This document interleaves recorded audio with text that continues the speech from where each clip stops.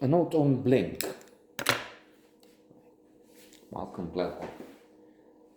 Malcolm Gladwell might well be the most influential psychologist of this age, unless, of course, we would consider Daniel Kahneman, author of Thinking Fast and Slow, another quintessential work, and the only psychologist winner of Nobel Prize for economy. There is no Nobel Prize for psychology. And come to think of it, I've read in a book that Einstein wrote to the committee and said they shouldn't give the prize to Freud because he is a psychologist. They may be considered for giving him the prize for literature. I don't know. That's what kind of prize could he be considered for is something I don't know. Literature comes to mind. Bob Dylan is a musician. He's a Nobel Prize winner for literature. So there you go.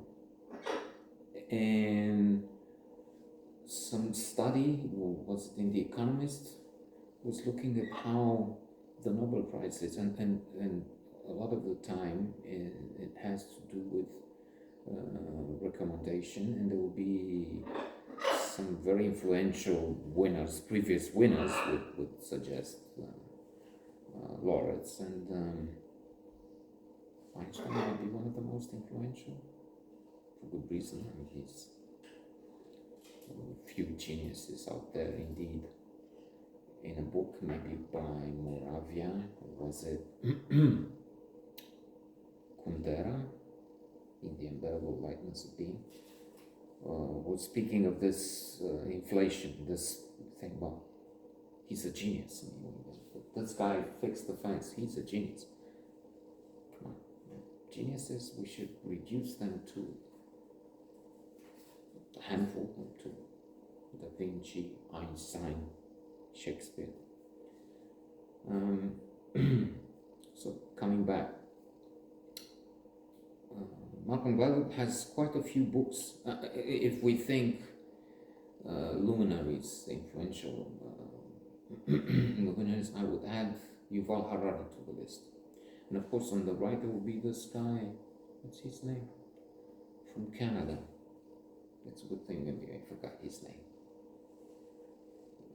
He's to the right. He has some more than conservative, retrograde ideas. Maybe his name will come back to me, but if he doesn't, never mind. Peterson, something.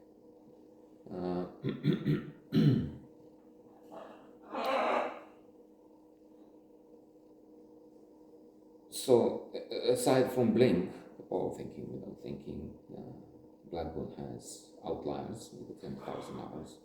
We'll have to make a note on that one of these days, inshallah. The turning point, about situations where things change dramatically.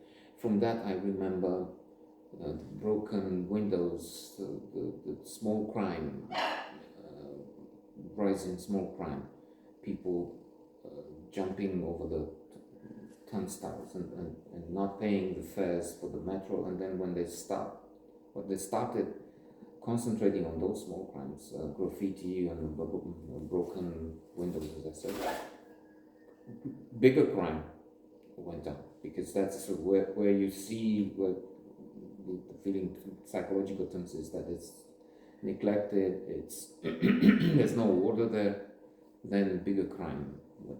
People who avoided paying the fare for the subway turn out to have an important percentage guns and things like that. So when they stopped those who tried not to pay, they found that they also stopped more crime. But coming back to, and more recently, Talking to Strangers, another wonderful book.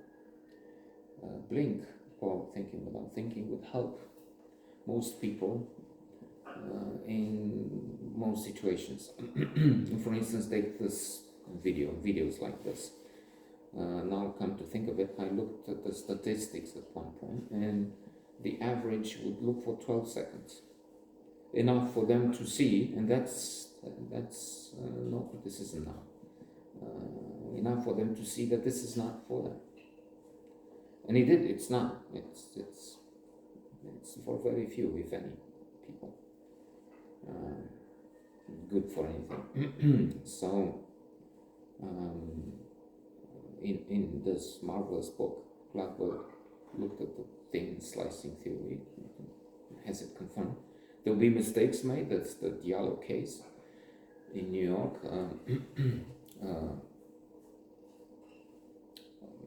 Man of color from Africa, I think, a recent arrival, did not stop when they shouted freeze, because he didn't know what freeze would be.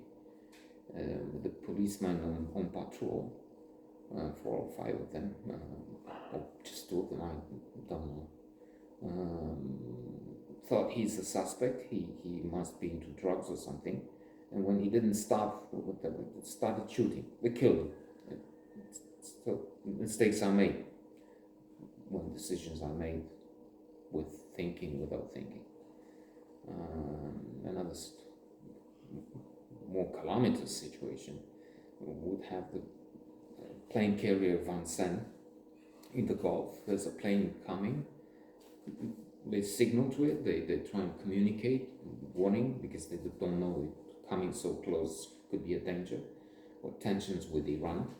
Then, now, too. So the plane is shot down, and it's proved it was a commercial airline. Hundreds of people on board died. Otherwise, in many situations, blink, acting in seconds, saves lives, and in some domains, it's the only way to act. In medicine, it saved lives. They changed for some time in the Chicago hospital, which was a model for one of those series with hospitals, not Grey Anatomy, whichever. They would take a lot of time to go through many motions, procedures to establish where to send patients, and they would put any patient coming to the emergency, treat him as if he would have a heart attack or something. But then they changed and they reduced to put it on around a minute, and then thus they saved lives. Let's not go into details. The details, and much more than the explanation, everything else, and the flow experience. You need to read the book. Art. The bringing of supposedly ancient statues to the Getty Museum, I think it was in California, and then some experts looked and said, well, no. And when asked what was that, well, we looked and it felt fresh, and that's not something to associate with ancient. And then finally, marvelous proof of the effect, the thin slicing effect. They looked at the CEOs, and we'll end with this, at the top 500 Fortune 500 companies, and found that, I forget what the percentage was, but an important percentage of them were very tall, and then some extremely tall. And when looked at the proportion in the population at large, this was many times lower. I used to think it was 33% and 3%, but then I think in the meantime I checked and the percentages are not like that. But still there's a huge difference, which confirms. I mean, yes, these are people with wonderful CVs. Still, looking at their height and how disproportionate that is at the top as against normal population, common man, or very tall within the population at large. it proves that these were selected upon first impressions. Blink, thinking without thinking, thin slicing, because people of average height or shorter people had massive CVs, wonderful activities, still they were passed for the top job.